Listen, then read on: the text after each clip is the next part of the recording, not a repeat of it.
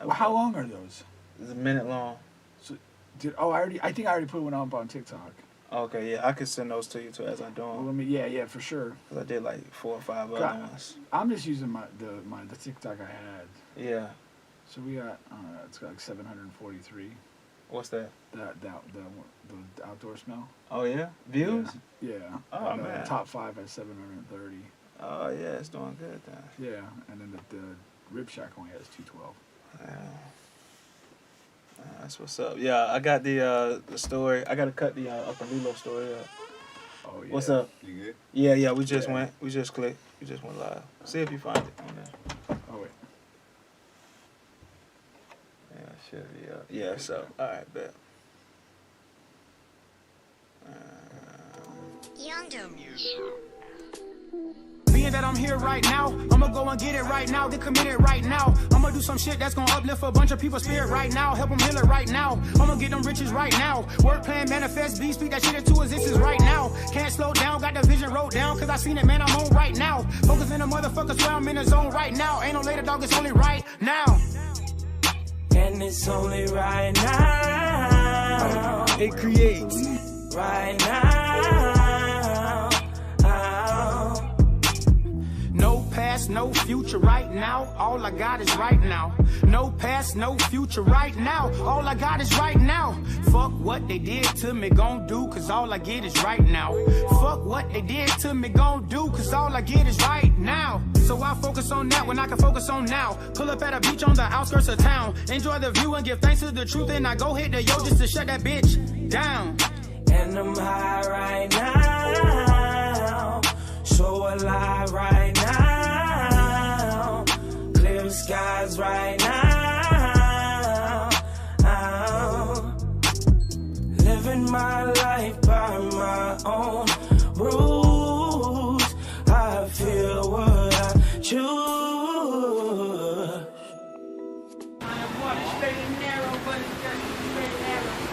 Youngdom. Do it now. Gonna take some words, okay? And I'm right back at it. Divine alignment, fully automatic. I don't think about it. I just watch it happen. I just move toward it and I get supported. When I try to force it, it just get distorted. So I dance with it. Crystals all in my pants with it. Healing all in my hands with it. I'm an alchemist. I'm a master. I'm a rabbi. I'm a sensei. I'm a bad guy. I'm an alien. I'm an animal. I'm a cannibal. I'm so handsome, no. Yo. And I'm high right now. Can barely open my eyes right now. And that money we making it. Climbing these ladders and laying foundations, that's masonry. This shit is different, cause my dreams are literally chasing me. Grateful for where life is taking me. I'm living life, that's to say the least. Only true beauty can tame the beast. Only true love can tame that beast. Are you here with me right now? Right now. Vibe with me. Vibe with me right now. Right now, yeah. You guys are back on the bench podcast with Bubba and Pig. Don't forget we're on all podcast streaming platforms, including on YouTube. Please like, share, subscribe, all of that good stuff there. And we're trying a new system out here, so if you get you hear something, let us know. Malfunction. Yeah, man. You hear anything, see anything you're not supposed to see. If any of my DPs pop up on the screen, please let me know. How awesome was that? Just unsolicited. Let me know if one of my chicks' naked pictures pop up on the screen. I'm know here what I for mean? that. Yeah, let me know, man, because I'm here for that means that I set this thing up. I didn't do it correctly, all right? And I'm serious about that. Who knows what might pop up here. That'd All be right. awesome.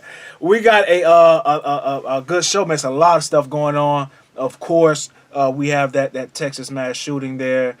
We have Steve Kerr's response, outcry for law changes about that. You got the Dallas Mavericks finally getting a W and extending that series.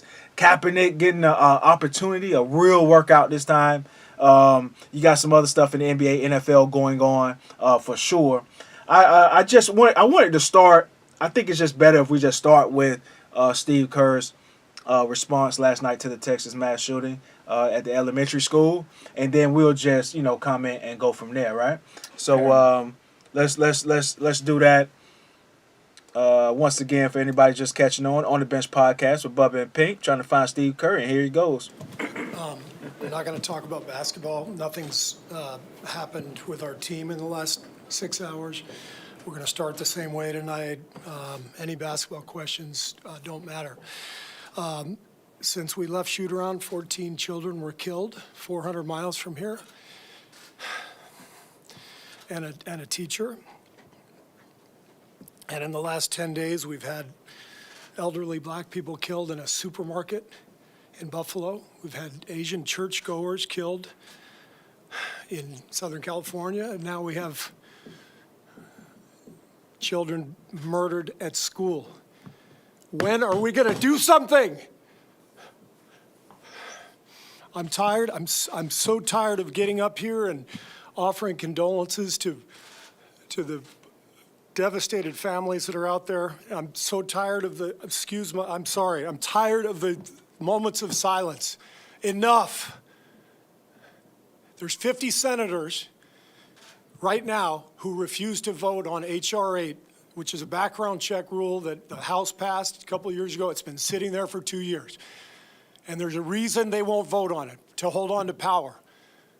So I ask you, Mitch McConnell, I ask all of you senators who refuse to do anything about the violence and school shootings and supermarket shootings, I ask you, are you going to put your own desire for power ahead of the lives of our children and our elderly and our churchgoers? Because that's what it looks like. It's what we do every week. So I'm fed up. I've had enough. We're going to play the game tonight, but I want every person here, every person listening to this to think about your own child or grandchild or mother or father or sister, brother. How would you feel if this happened to you today? We can't get numb to this. We can't sit here and just read about it and go, well, let's have a moment of silence. Yeah, go Dubs, Come on, Mavs, let's go. That's what we're going to do. We're going to go play a basketball game. And 50 senators in Washington are going to hold us hostage. Do you realize that 90% of Americans, regardless of political party, want background check, universal background check? 90% of us, we are being held hostage by 50 senators in Washington who refuse to even put it to a vote, despite what we, the American people, want. They won't vote on it because they want to hold on to their own power. It's pathetic. I've had enough.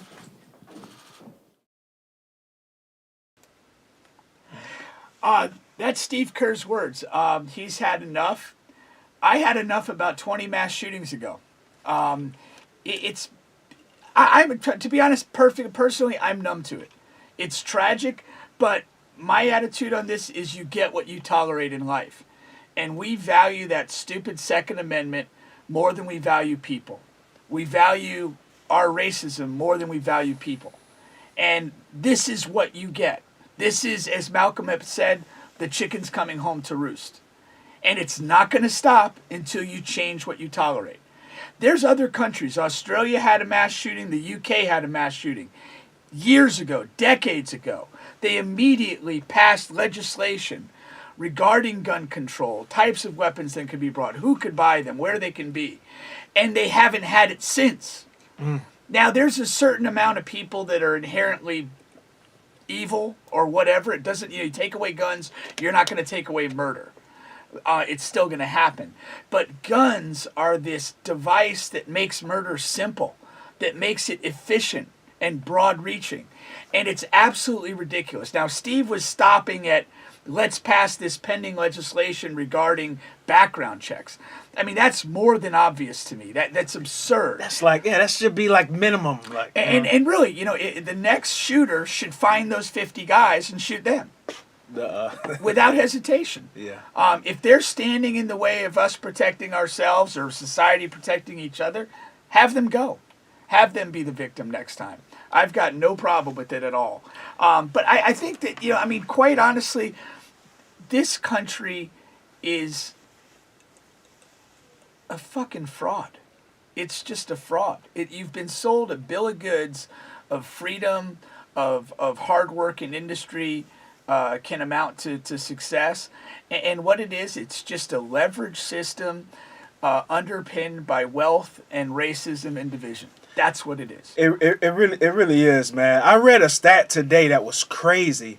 There has been more mass shootings than we've had calendar days. Yeah. In this year. And you could probably go back to last year. And probably the same. Like just so far as this year. And what 99% of these guys are white. Yeah. It's an overwhelming thing. It's crazy. And as far as this particular one that we're talking about, now before the next one, unfortunately, all 19 children were in the same room. That news just broke today, along with the 2 teachers. And this, I have a couple of takeaways, right?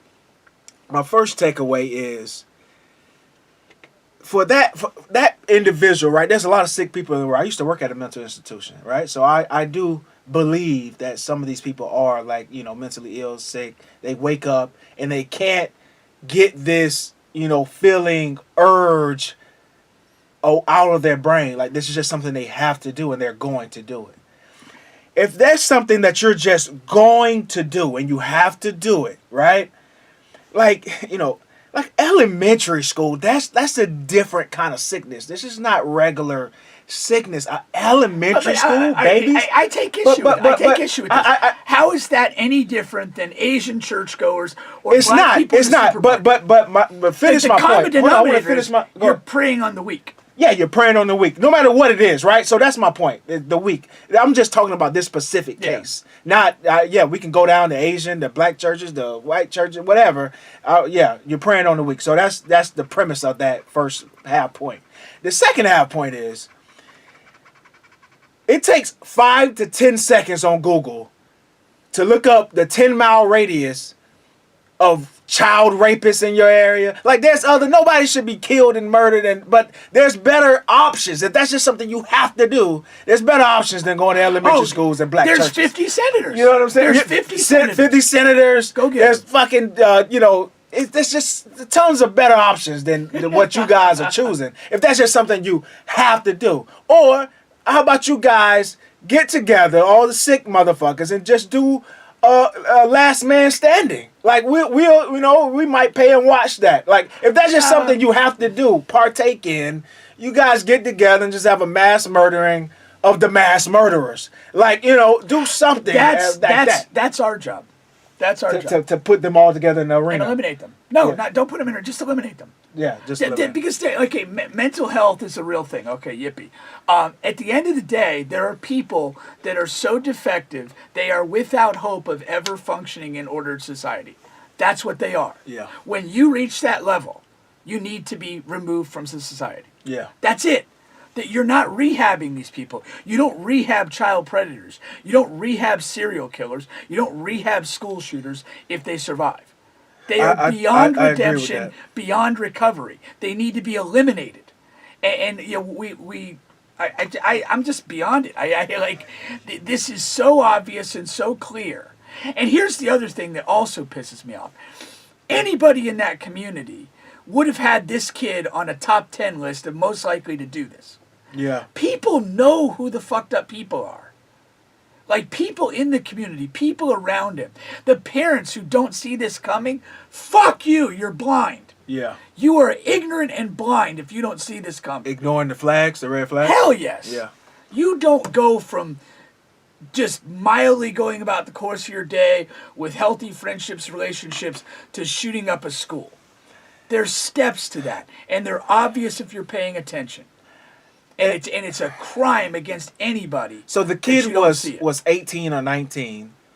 I haven't got concrete details on his story yet or what have you, but that, supposedly he may have been bullied, possibly in the football program at the high school. Supposedly he had some bad grades, and his Why grandmother not go to confronted that high against school? him. I mean, I don't want you to go to There's any no school. excuse. There's There no is excuse. no There's excuse. no excuse. There's none. But why an elementary school full of babies? Because let me tell you something. Like I don't want if my child I don't want the jury. Like some states, I don't know what Texas is as far as if it's a if they have a what's this called, a murder, the people, what is it called, the inmates, penalty? Death penalty. I don't know if they have a death penalty. That or Texas not. would. Texas would. Oh yeah, for sure. Yeah, okay, so that's fine. But what if you're in a state that they don't have a death penalty, right? And you're at the mercy of a jury saying, okay, this person just get life. Like if I'm a parent of one of those kids at elementary school, I just want you to let the person go. Just let him go, and let us handle. Because he needs to be like a different level of punishment, right? That's how I feel. I want to torture him for the remainder until I just feel like the torturing is complete. That's what I feel.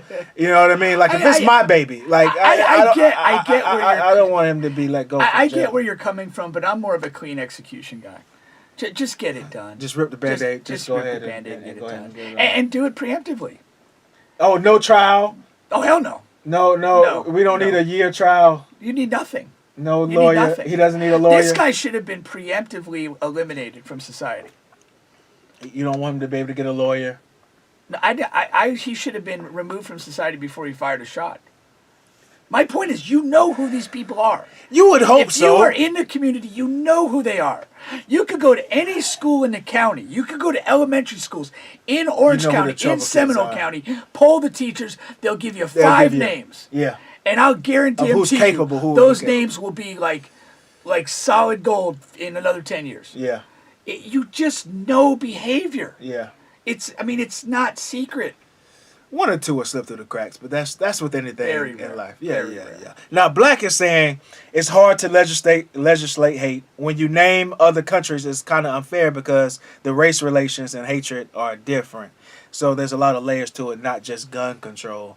But okay, so I am a deep believer that things happen for multiple reasons. Yeah. That there is obviously there's an undervalued human being who becomes bitter and is disenfranchised from society, who then is not properly treated or supported, who then has access to firearms, who then is triggered. There has to be some immediate trigger to get to the actual shooting that we just had. So there's a lot of steps that go into it. I get that. I appreciate that. But what you can do as a society is make this as difficult as possible. Yeah. And part one of that is get rid of the goddamn guns. Regular run-of-the-mill citizens do not need firearms. You don't. And you don't need AK-47s at all. There's no justification for that. And then,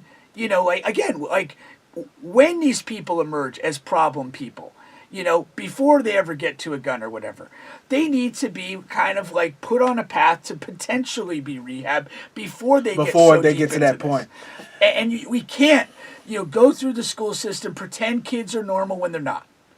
When kids have some issues, they have to be addressed. And parents have to confront that, because a lot of parents have a vested interest in, my kid is normal, he's okay, he's just coming around, and that sort of stuff. No, you got to own up to the fact that your kid is a fucking problem.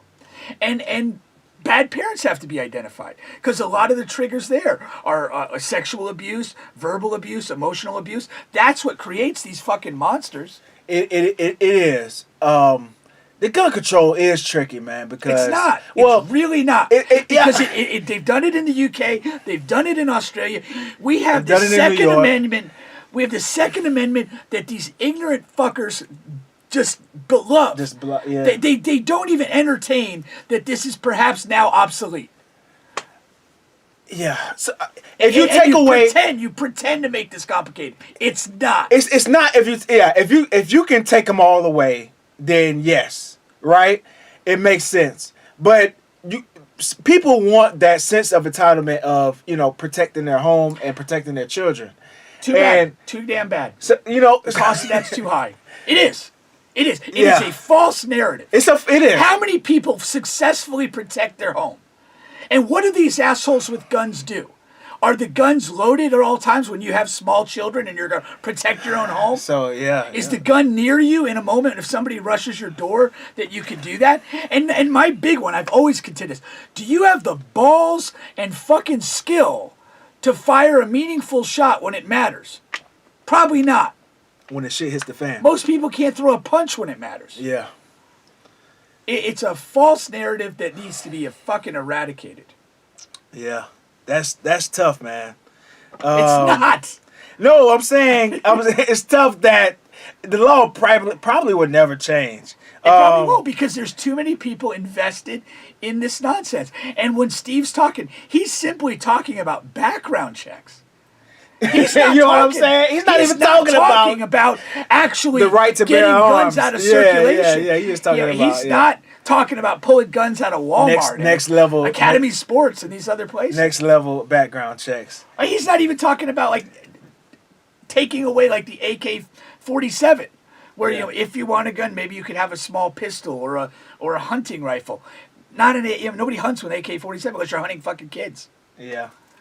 I'm going to read a couple more comments from Black, just because he's playing devil's advocate here.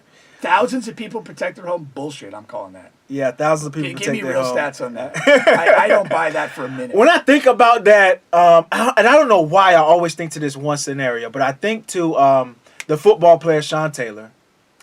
He's in his home. Two very young kids come to his home to rob his home. He's asleep.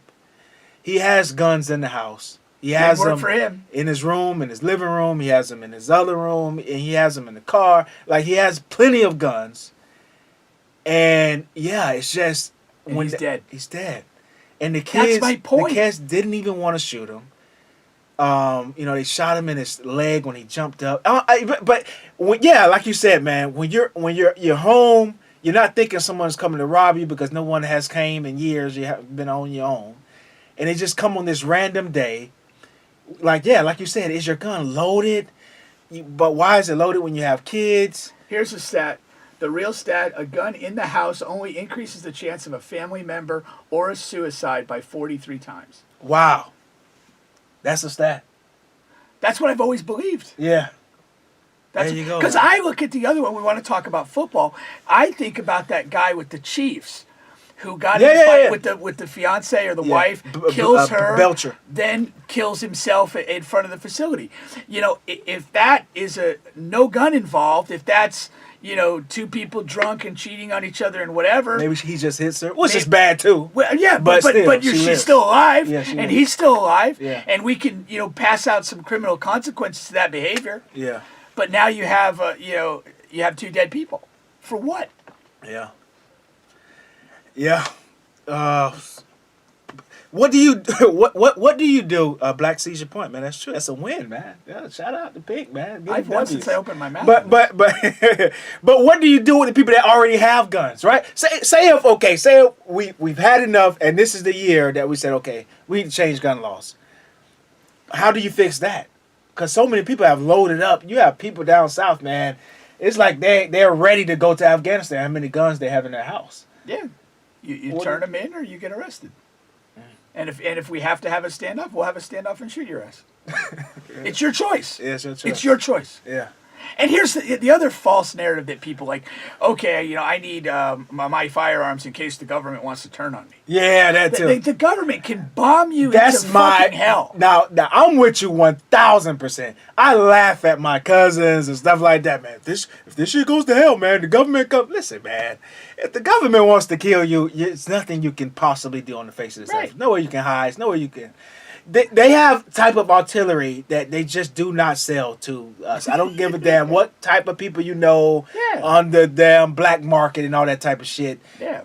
Yeah, they just bomb your ass. And then they kill 15 of your neighbors just because. You know what I'm saying? Like, that's how the government operates. We do it every day abroad. I mean, like, come on, We're just dropping drones and bombs on anybody. You're not doing anything but endangering me, thinking you're going to take on the government. Like, come on, man. This is just such an absurd issue, and people have this really strange attachment to the Second Amendment that I do not understand at all. Yeah. I don't get it. I don't respect it. But at the end of the day, if this is what we agree to tolerate, then watch the bodies pile up. Yeah. We are. We're going to continue to do it. Nothing will change until something really changes. And fundamentally, it is our view of weapons. Yeah. Yeah, when you read like tweets from people abroad, in other countries, like they don't get it. Yeah. Like, what is this bizarre fixation you guys have with weapons? And it takes this, but it's been But so many strong pushes. It shouldn't take this. Right, That's the but it correct term. doesn't take this because this is not going to change anything. Nothing. We had Sandy Hook 10 years ago. But look at how many other pushes they make. They make pushes to change the weed laws. Make pushes to, for the PETA. There is deep down a perverse attachment to the Second Amendment. Yeah. And maybe it's rooted in insecure white people. Yeah. Wouldn't surprise me at all. They're problem. They cause a lot of fucking problems. Yeah. But that's the ridiculous part of this. Yeah. We appreciate you guys, Horrific Mango and Just Black TV on YouTube, man. Comment and everything. We really do appreciate that. Yeah, man. We'll see where it goes. Like you said, it probably won't because of It ain't like you going said. anywhere. Yeah, man. The right to bear arms. That's probably the most protective amendment that they have. Like I'm sorry, in sense of entitlement. People are they have a deep like rooted, perversely, deeply attached to that amendment. Yeah. Probably more than any of the others. Yeah. And it's but again, like, what do we expect in a society, in a country that preaches division, that preaches its politics on fear? Yeah. That's what we do every election. And so what do you expect? These people are going to cling on to their weapons. And it has this multiplying effect. You have the white politicians preaching to the white people that you're in danger from the minority. You're in danger from the person of color. You're in danger from people coming across the Mexican border and coming in rafts to Miami. And they weapon up. And then people like our guy Will Lee, he's a black American, and he's like, I'm not going down without a fight. I'll weapon up if you are. And there's something to be said for, like, people of color, as many of you as possible, weapon up. Yeah. Join the NRA. Scare the shit out of people. Yeah. And maybe that changes. But that's not an answer either, man. It's not at all. No, it's not an answer either. Just And, keep a lot of us feel that way. Like I said, I have a lot of family members that feel that way, and once again, I mean, it's none of us wants to hear it. But if it comes down to a race war, I mean, I'm sorry, people, but look at the numbers. We're severely outnumbered in the United States of America. If the whites wants to come down and wants to fight all the blacks, I mean, what do you want us to do? We're severely outnumbered. So, I mean, once again, it's just kind of no use. But it is not going to happen realistically. But again, in military, history, being outnumbered is not the only thing. I mean, guerrilla warfare is successul. Stalemate warfare. I mean, Afghanistan did it against the Soviets back in the 80s. But we don't Vietnam did it against us. But they owned a certain type of. They out-artillerize. You can't out-artillerize whites in America. Like, you're just not going to. That's not going to happen. But you don't fight the same battle. I mean, the Soviets had way more than Afghanis did. But you fight the guerrilla fight. You fight the fight of annoyance, of perpetuation, of just long game, never giving up. You can't kill an idea. You can't kill a purpose. You can't kill an existence. Unless you're going to fight a war of extermination, and most people don't have the stomach for that. Yeah. I mean, I'm not in favor of it, but I mean, there is some precedent to say our willingness just simply to not give up at any cost and continue to harm you, to strike soft targets. What is terrorism? I mean, that's what that is. That's what that is, basically. That you're kind of outnumbered. You fight in a way that like, with terror, with fear, and that's a way to do it. Way to essentially stay in the game. Yeah. Well, we'll put a pin in that, man, and see where that goes. I don't want to go into the race relations rabbit hole there. But I mean, go ahead. And Black made a point, though. I mean, there is racism in Europe and other white places too. But a lot of this Second Amendment stuff is connected to white racism. Yeah.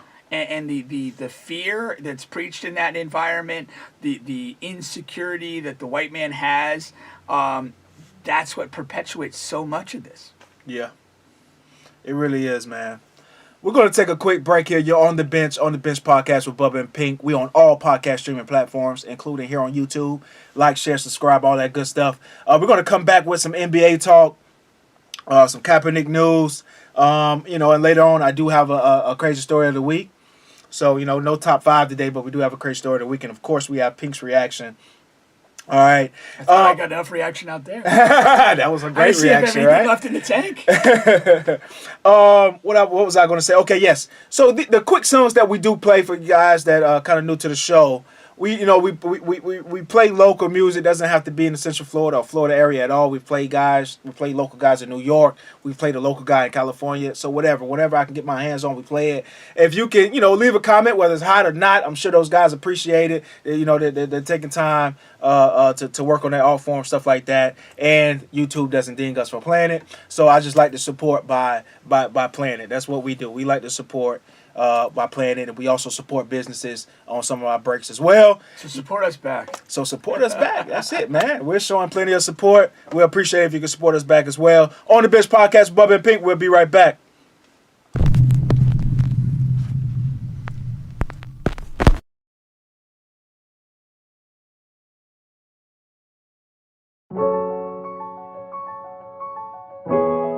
Hey, SCMG. OJ got that juice. I can't even lie, inside I'm broken. They say Scooter, you the one nigga you chosen. Just stay on your grind, little nigga, stay focused. Sooner or later you be pulling up and loaded. Just remember slow bread better than no bread. This ain't on the game, now bands on your forehead. Running to the money like I got by 4 legs. You ain't running shit with your mouth, you got broke legs. I wake in the morning, grab that tool out the dresser, nothing but glizzies and better. Used to be 38 special. Better why that bitch, she play a fool if you let her. And it really ain't your niggas if they want you to do better. I fought with Shaw, he kept it real since I met him. I went to court with that iron on me, gotta stay with that metal. That red bean help me shoot a little better. Got big old glizzies and chopper, no we don't talk no Beretta. I see they mad that I'm in my bag, nigga. All that motherfucking hating ain't gon' make your bad bigger. Keep on playing, I'ma have to paint your folks a sad picture. Hit your block go like a diamond, we pull up and crash, nigga. One thing I ain't never seen, somebody I need. Another thing is another nigga like me. I been pouring no the green lean, fucking up my spleen, like the rest off in my jeans. Please don't think about touching me. All this shit I been through just made me go harder. Damn Juice, how the fuck you die in your charger? I got niggas out there dripping Bob Barker. And I'm trying to stay free, so I gotta play it smarter. I know you smell that. You been burning rubber on that Hellcat. Plus I'm moving different, so I feel back. We want all the smoke, I didn't inhale that.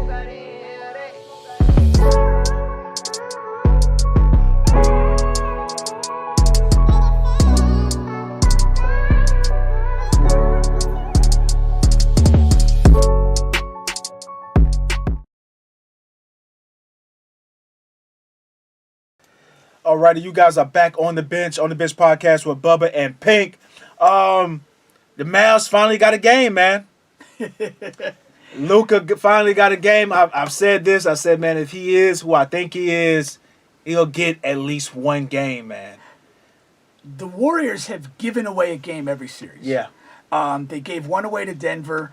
They had that one against Memphis without Ja, where they without got Ja, down they by got 55. yeah, man. And this was the giveaway game. Does that alarm you? Not 3 rounds in, because it becomes a sustainable pattern of behavior. Yeah. I typically hate blowout losses. Yeah. I feel like when I'm competing, when I'm coaching, I put a high value in like not giving up and fighting and competing. And when a team you lose by 25, 30 points, you're down most of the game like that, you're not fighting, you're giving up. Yeah. And I hate that. It really bothers me. But I do think that this is a thing a veteran team can deal with. They recognize at some point in the third quarter, we ain't making the comeback we thought we might. Let's rest the starters. We're going back to the Bay, and we'll get this done. And it's a mature, enlightened viewpoint, I guess. But it is what it is. I'm not disturbed by it at all. What I am disturbed by in the playoffs is a lack of good basketball games. there's a lot of blowouts, man. Yeah. And you think, because when you think during the regular season, this is when you catch blowout games. People are coming on the back-to-back. You know, you're traveling, you party last night, da-da-da. This But guy's out, that guy's out, you the know. COVID, this and that. But playoff basketball, man, these are supposed to be the best of the best, cream of the crop. These are supposed to be, you know, semi-close games. A game here, a game there, you know, that's okay. But every round, every matchup, there have been blowouts. Multiple. Well, last round we had 2 Game 7s on the same day, and both were terrible. Like, god-awful. You know, and most of these games, the Warriors did have a nice comeback against Dallas in the one game where they were down. But the other games they've won comfortably or lost comfortably. Yeah, the Miami series has been a couple, you know, kind of bad games. Boston got a little bit close in Game 3, but they were down most of the game and not particularly competitive. This is just bad for the game of basketball. Yeah. To be perfectly honest, I mean, I was excited to watch the game the other day.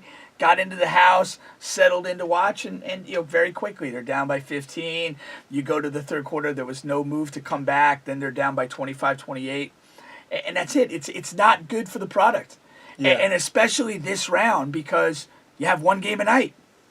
You know, we have one option to watch Miami and Boston tonight, and if that game goes in the tank in the first half, hey. NBA loses. Yeah, it loses me too because I'm turning it off and I'm going to Netflix. Yeah. Watching a good show. What you really, I mean, what's supposed to be the beauty of the playoffs is final 5 minutes of a close game.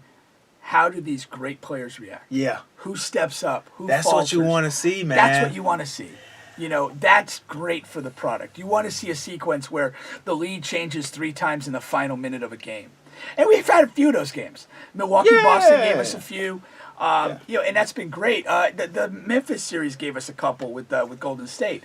But right now, the blowout and the inexplicable result is outweighing that. And I was talking to a friend of mine, friend of the show, Reggie, today at work, and I was like, one of the common denominators in the blowouts is one team shoots exceptionally well and the other team shoots terrible. Yeah. And we are to a point where three-point shooting is so central to offensive basketball that, you know, if you're not hitting, you're not going to put up points.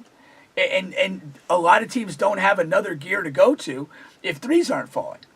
And you can probably go down the list of the box score on every game that we'd characterize as a blowout and look at a huge disparity in one specific category, three-point shooting. Yeah. One team is 16 for 38, and the other team is 4 for 29. And that's the game. That's the game. That's the ball game, folks. Yep. And once they start shooting, they just don't stop. Yeah. You know, there may be 2 for whatever, 18 at halftime, and they're going to come out and Keep jack firing. up 15 more. Yeah. Like there was a point in the third quarter for Dallas last night that, like, literally, I felt if I put on a Dallas uniform, I'd hit a shot. You're going to hit a couple. You know, and I can shoot, by the way. But like, it just... It is affectious, man. It's for sure. Yeah, it's one of those things, man. And another thing is, if one of your star players, depending on how your team is set up, if they come out lackluster, lacking energy or something, it's like the whole team does that, and that's tough as well, man. And well, I agree with you completely. You know, if your top guy starts slow, doesn't do it, it's going to affect everybody else. Yeah. And then the other thing that is a cumulative effect, when these teams get stuck and they're just in that tractor pull where they're not hitting threes and nobody's hitting them, it's the opposite. Like, everybody starts to look tentative. You're throwing balls up at the basket with hope, not belief. Yeah. And it's a huge difference. And then some of the guys, they start passing up shots, and Oh, for sure. and it just gets crazy, man. Yeah. But you know, one of the things I wanted to talk about too, like I said, was looking at the Mavericks, because the series is probably over next game. It probably is. It goes back to Golden State. But you know, a lot of the superstars that have come in this league, you know, a lot of the great ones have been swept. Jordan has been swept. LeBron has been swept. You know, a lot of the great ones have been swept. So it's not to say, you know, if he doesn't win a game that he's not a superstar. But it does say something, because he has, Luka, as young as he is, he's had playoff experience. which he's gotten, they've gotten put out in embarrassing fashions or bad fashion. I wouldn't say embarrassing because the young teams they're not built Usually, to I win. mean, So the most Clippers, of the time they've been pretty frisky going out. yeah, and the Clippers beat them. I think twice. I think 2 years. I want to say, but I know one for sure. Kawhi and Paul there, and this is just what I was trying to tell Black on Facebook. Is just this is the natural progression of a superstar.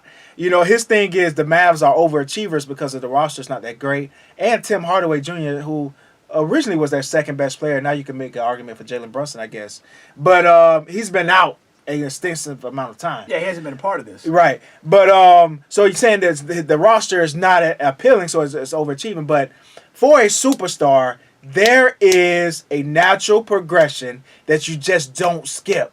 Right, you lose early, and then you just, every year maybe you get to the second round, and then third, what I mean, like that. Jason Tatum is doing it. You got Luka is doing it. LeBron did it, and that's what I'm saying. And you don't want to get kicked out of the first round continuously, if you are a superstar, or maybe not make the playoffs. Like Trae Young, conference finals last year, that's great. This year you have a disappointing season, and you get swept. Not swept. Maybe they won one game, but you go out and embarrass against Miami. You got manhandled, and look bad, and you look bad. Like that's not a part of the progression. There's a couple things we got to consider. Okay, so typically, most of your superstars come from the lottery, the front part of the draft. Even Giannis and Kobe were like mid-teen picks. So you're typically going to a team that's not very good, right, and has some significant holes. And a lot of the picks more recently are guys that are coming into the league pretty young, age-wise. And so there's a process where that person has to assimilate and rise to superstardom individually. Yeah. And there's also a situation where you're coming to, in most circumstances, a weak roster. Yeah. And then as a superstar evolves, and I think this step is missed, you're not going to be perfect. And there has to be the proper roster construction around you. And Dallas took a bit of a lift when Porzingis was no longer part of the mix. They did, man. And it's like, it just wasn't a good fit. And there's a bit of a trial and error process that you're going to go through to complement and build around the stars. The Bucks didn't take a leap until they added Drew. Yeah. And it's, you don't win alone no matter how great you are. And you're absolutely right. There's a progression to this that you have to kind of get that playoff experience, make a little run, a semi-run, but build off of it. It is troubling if you see barring a significant injury. Atlanta's a little distressing. They took a conference final and then a weak first-round exit. Next year's critical. Yeah. They got to get back in and make some kind of a run. I'm not expecting them to win a title, but if they're another back-end seed and go out in the first round, they don't have a lot going on. Yeah. And you have to acknowledge that. They're in danger of not even making the playoffs next year. That's what I think. For real. And that's a big step back. The play-in helped them this year secure that. But, yeah, and that's... Memphis is right there. Yeah. Memphis is Memphis is a really good team. Right, but but they're in that progression stage. Yeah, they're in that progression stage. Yeah, they had an injury. They got beat by the season worst. But it's going to be interesting to see. Like, if you're Memphis next year, the expectation is at a minimum conference final. Yeah, and I think they're a veteran away from doing that, and that's from a front office perspective, that'll be easy. A productive veteran, not a Udonis Haslam, but a productive veteran that comes in. I literally think they only need one, because the roster is so deep. I'm not even sure they need one, because I look at it and say, Jaren Jackson's going to be another year experience. Yeah. I mean, like they're growing their I was about to say, it's not just to say that they're going to do that. They have gotten better every year. So you can literally say, okay, another year progression. So that makes sense. But you can't look at guys from other teams and say, well, another year. Well, no, because a lot of guys they don't work on their craft in the off season. For sure, another year doesn't do shit but make them older. And that's the interesting thing that you look at with the culture of a team. Yeah, and man. This is what we're going to see. Like what type of guy is Ja? What type of guy is Jaren? What type of guy is Desmond Bane? I think they made it the right stuff. Are they going to be, pissed that they lost to the Warriors right now? Are they going to, go into the summer going, like hungry. We're coming back. Yeah. And they kind of, Dylan Brooks was a guy. They fired some verbal shots after the series. If I'm a Grizz fan, I love it. Now go put in the work and back that up. Yeah. Don't drift off. The most encouraging story I heard was when Doc Rivers came out and he said, man, in his exit strategy, he said, Tyrese Maxey called me yesterday. This was 2 days after the series. So you got the next day after they got kicked out of the playoffs. He says, man, Tyrese Maxey called me from the gym with his trainer saying, hey, what do I need to work on this offseason? I've started my offseason today. What do I need to work on? I know I got some weaknesses, Can you send me a data sheet and get with the other assistant coaches? And he says, man, I'm going to hang up on you right now. You need to take 3 weeks to a month off, man, and then get after it. That's a failure on the part of Doc Rivers. Feed that beast. Feed that energy, yeah. Feed that beast. I want to say this. There was a story I read the other day. It was goes back to Liverpool, the year they won the Champions League about 3 seasons ago, 2-3 seasons ago. They were playing a 2-legged tie. So you play Barcelona at Barcelona, and then a week later you play them at your place. Mm-hmm. They lost the first leg 3-0 in Barcelona, and it felt like, God, this is over. But they played really well, and their coach gave a speech after the game, right after the game, that said, we played better than the score indicated. We're going home. Our fans are going to be there. We can do this. If any group in the world can do this, we can do this. And what the guy who was telling the story said is that first 5 minutes after the defeat were more important than the 5 days of practice leading up to the game. Because he cemented a mentality that they're going to do this right away. They didn't wallow in defeat. He didn't allow them to feel sorry for themselves, and they went right at it. And for me, if Maxey's hungry to get in the gym, let him get in the gym. Let him get in. His body will tell him to take a break. Yeah, what he is, 20? But again, no, I mean, maybe 3 weeks from now, maybe a month from now, he'll be like, I'm spent right now, and I just need to get away, and I'm going to go on vacation and chill and whatever, and I'll get back at it. But if he's hungry in that moment, and what you do in the moment of defeat is enormous. Yeah. It's you coming back. And what he was doing, it wasn't about as much, hey, what do I need to work on? It's saying, I'm hungry. Yeah. We just lost. My season's over. Most of my teammates are in Cancun, and I'm here because I want this. That's a huge statement of his intent as a player. Well, we know what James is at a strip It's a club. huge statement of him as a potential leader. Yeah. Doc Rivers foul ball on that. That was not a good move. Well, we'll see if Luka and the Mavs can get one more. I want to move to this All-NBA thing, but first I want to give a quick shout out to AJ's Butter. Now, listen, a lot of you guys, you got bad skin. It's a lot of different things you can use your butters for to help out your hair, your skin, your follicles, all that good stuff, man. What you do is you go to AJ's Butter. I'm going to play his promo here. Hi, it's me, AJ. And have you heard about body butter? Body butter is a healthy and all-natural alternative to lotion and skincare creams. That's right, obtain healthier hair, skin, and nails. Feed the body what it needs, because we all know the best accessory is in your skin. They cut him AJ's off Body before the Butter. abs, though. Yeah. He might have had a spare tire down there. AJ's Body Butter. Look at this stuff, man. Look at that stuff. It's cream of the crop. Put it on my birthday cake. You guys go check that out, man. AJ's Body's Butter. You can find them on IG. You can find them on Google. All of that good stuff. Now, once again, you guys are on the bench podcast with Bubba and Pink. Alrighty, we're on all podcast streaming platforms, including here on YouTube. Like, share, subscribe, all of that good stuff. Pink, the All NBA teams were released. Yes.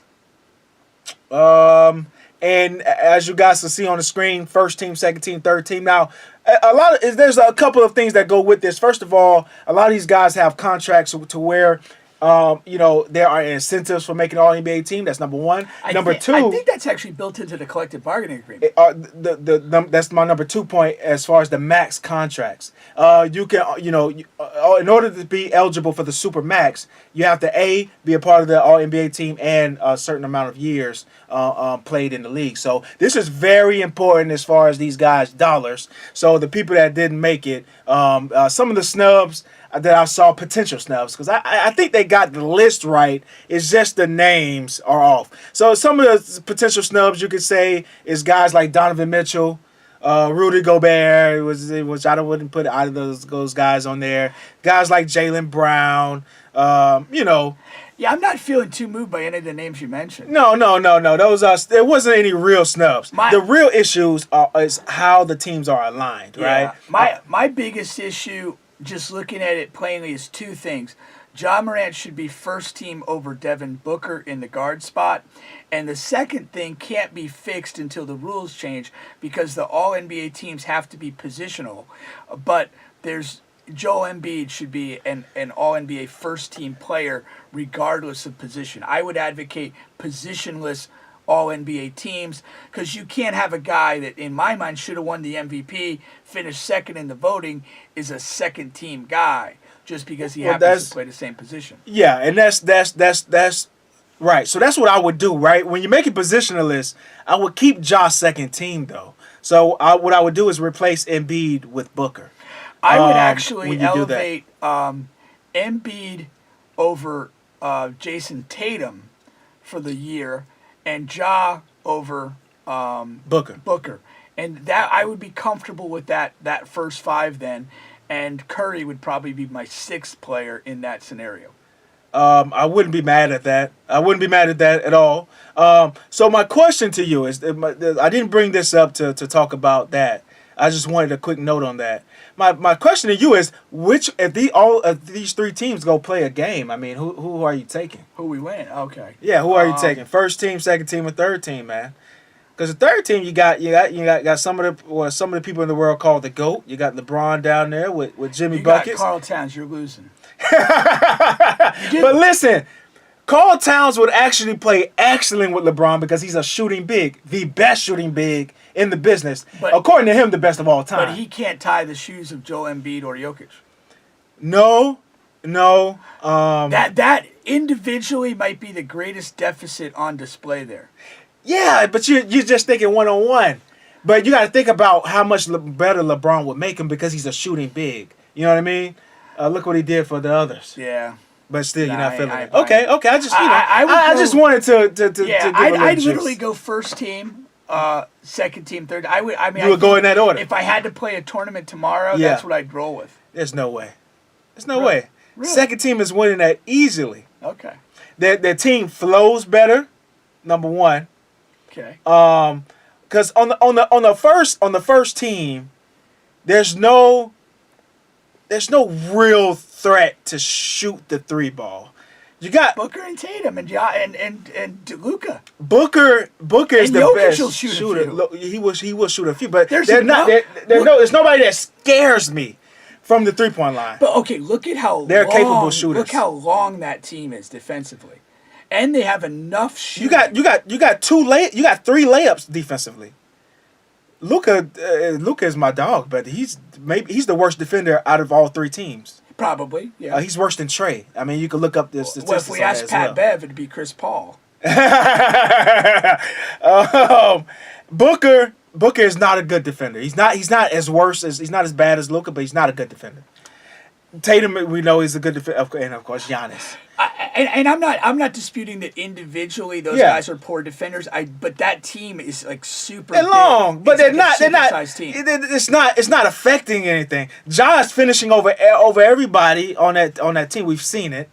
DeMar DeRozan, I mean, his mid-range game. That team, just look how his team fits. You have three mid-range beasts out of these three. Embiid, Durant, DeRozan. You got a 3-point sniper, two of them, and Curry. Curry and Durant. You talk about defense. Embiid is what? If you want to go Gobert first, he's the second best big defender in the league. You know what I mean? That's about it, though. What? For defenders. KD can protect. Defensively, that team's no better than Team 1. KD can protect. Yeah, no better than Team 1 defensively. Yeah, I'll go with that. Well, Curry is not as bad as defender as Luka, but I will go with your point. On that. I'm not going to argue that point. I mean, there's not a huge difference. It's not a huge difference. There's not a huge difference. And even Team 3's now, like Towns is a sporadic defender. Yeah. Chris Paul is up and down. I mean, honestly, at his age, he's not going to stay in front of the quickest guys anymore. He's still smart and plays pretty good positionally. Trae Young's a minus defender. Yeah. And, LeBron, when properly motivated. But LeBron and CP on the same team. You got Jimmy operating in the mid-range game and providing that spark. I don't know. That's a solid team too, man. That's why I said, though. These are presumptively the 15 best players in the league. These are all good teams. And I don't think anyone got left out this year. So finally they got something right. I was just there is not. Shit, I mean, I can't think of a guy right now that absolutely needs to be there. Yeah, me either. When I looked at this, So that's good, man. You guys got one thing right. Tap yourself on the shoulders. All right. Or pat yourself on the ass if that's your thing. Yeah, if that's what you're into. Let's see here. Let's go to. I want to give a quick shout out to our. Hold on. Give a quick shout out here to our first overall sponsor here, overkink.com. You can see up top, you use promo code BubbaPink. Gets you a discount on all of your bedroom needs. Are you staying kinky? That's the question, man. I love that question. And then we have it outlined here. You got vibrators, you got lingerie, you have sex wellness stuff. BDSM, whatever that means. That's bondage and discipline and all that stuff. Sadomasochism. Oh man. Yeah. I think that's my next lane. Shout out to Overkink, man. Keep me posted on your adventures. I'm sure. As you can see, they have it outlined here. They have everything, man. So and they also have the inclusive heavyset girl. Yeah, man. It. So I said before the show, you'd feel comfortable with her cooking a Thanksgiving meal. That's right. All right, so let's get to our next quick song here. We'll come back with some Pink reaction. You're on the bench. On the bench podcast with Bubba and Pink. We'll be right back. Yeah, come in. Right. I don't give a fuck who the king of the city. I'm still trapping. I'm still reading up on 4 ways and sandwich baggies. I'm still weighing up this cocaine and slanging addies. I'm big bub, I'ma stay bub, you sit backwards. I used to do whatever was clever to make a racket. I could've been bigger acting how I came up straight jacket. I'm trying to make it rapping, nigga. Fuck wearing baggies. And plus, I don't got no problems paying taxes. I'm trying to take a back. For you trapping, boy, go out and play in traffic. With your favorite magnets, bought this Nino with my favorite maggot. Still to say I'm active, still try to pray for safer passage. Though your pastor gon' be reading out your mama favorite passage out of Bible. I can say that with my hand on the Bible, hand-loaded rifle, and I know to stand over rivals. Dead on arrival, nigga, 0 chance of survival. Buying chopper parts and we don't own their motorcycle. I'm Thriller Mike Jackson, you really like Braxton. I'm damn near kayaking how I got this white rap. And I got A1, I got top flight, board pass. Bust a sucker to a star, you SpongeBob or the Patrick, nigga. Come here. Right. I'm Bay Boop. Right. Nigga, I don't give a fuck who the king of the city. I'm still trapping. I'm still reading up on 4 ways and sandwich baggies. I'm still weighing up this cocaine and slanging addies. I'm big bub, I'ma stay bub, you sit back. Fuck who the king of the city. I'm still trapping. I'm still reading up on 4 ways and sandwich baggies. I'm still weighing up this cocaine and slanging addies. I'm big bub, I'ma stay bub, you sit backwards. I'm big bub, I'ma stay bub, you sit back. Come here.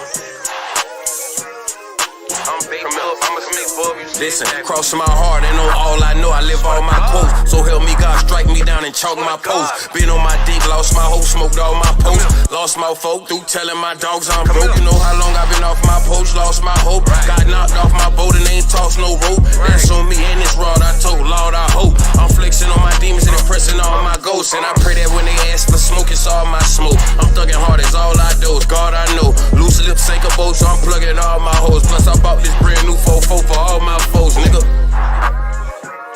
Come here, I'm big bub, I'ma stay bub, you sit backwards. Who are you, man? I'm big bub, I'ma stay bub, you sit backwards. Drunk texts in the laundry, man, I lost my load. But every time I lost my sack, I bossed up more. But every time I got locked up, caught my joke. Every time that I got pulled over, tossed my dope. But stashed it and I had residue all in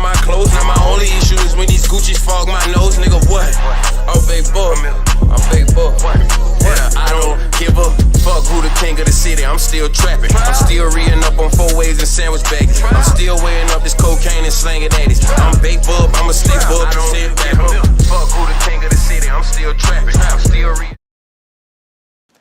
You are back on the bench podcast with Bubba and Pink. That was Bay Bubs, one of my new favorite songs there. Time for one of my new favorite segments here, man. Not that new, This but has maybe become new a to you. staple of the show. This Yeah, is not man. a new segment anymore. Pink's reaction here, man. What we do is we give Pink 60 seconds to react to some of the trending topics in the world today. Let me get my clock ready here.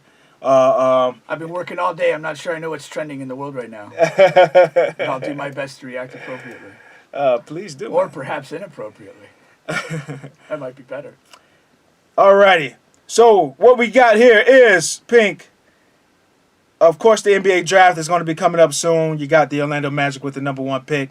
So they're interviewing a lot of those guys, man. It's Chet Holmgren, who some presume to be #1 because he actually played high school ball with Jalen Suggs. Last year picked for the Orlando That's Magic. right. I totally forgot They about won that. a few high school championships. So Yeah. they're interviewing him, and they ask a question that they ask a lot of those guys, man. Hey, who is the best player in the NBA, Chet? Chet Holmgren's response, me in 2 months. What's your response, Pink? I love the confidence, but there's the I think it's Zach Lowe or Bill Simmons always talked about like the irrational confidence guy. Yeah. That's Chet Holmgren. You are not the best guy in the league. You're not gonna be. You probably won't ever be. Or I'd be a lot more happy about the Magic picking you. But I'm not gonna fault the confidence. I like it, man. That unfortunately that's gonna hang on him for the entirety of his career. Oh man. If he's a bust, especially, but even if he's just a really good pro player, that's gonna hang on him. But I like the fact that he said it. I got no issue with that. You remember what the Muhammad Ali, you got to believe it until you be it. You be You it. remember the Ball brothers, man, and the Pops coming out saying, oh, he's the best point guard, he's better than Chris Paul, he's better than this. And the very first game, Pat Bev picks up Lonzo from like 94 feet the entire game. You know, I knew you were going to find a way to bring your hero, Pat Bev, into this. I love Pat Bev. That's my guy. No, but here's the difference. But that was LeVar saying it. Chet saying his own words. And to be honest with you, I never would have had an issue if Lonzo Ball said that himself. And that's why I always had a little bit of an issue with LeVar, is saying that type of thing about your son. You know, you could believe it internally, but I know this from raising kids. It's got to be in them. Right. And if it's not, you're kind of writing a check they can't cash. All righty. We went a little extra on that one. So, Nick Cannon is in the news. He had a interview lately as well. And he is considering a vasectomy. He has 7 kids.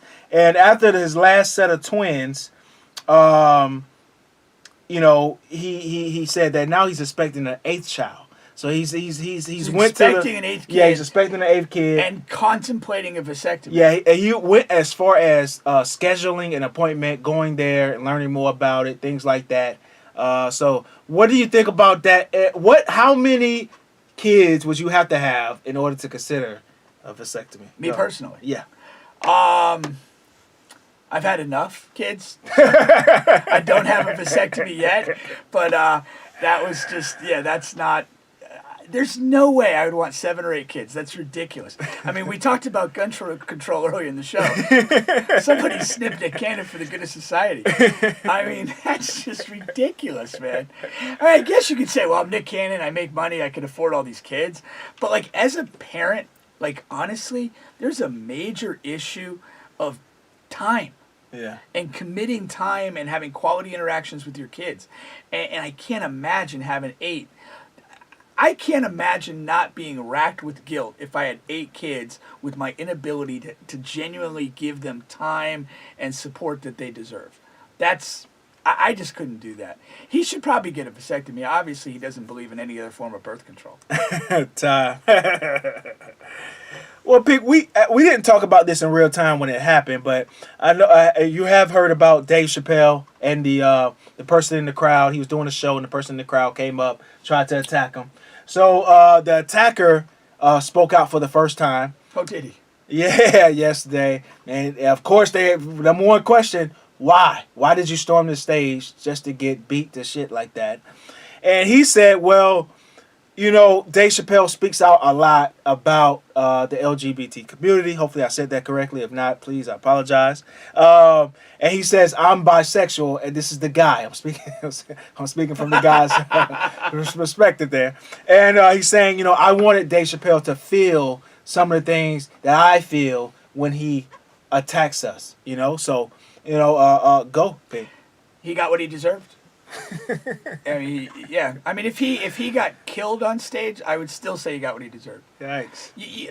For what? Yeah. Dave Chappelle is a freaking comedian. Yeah. He says things that are enlightening and funny in the context of social commentary.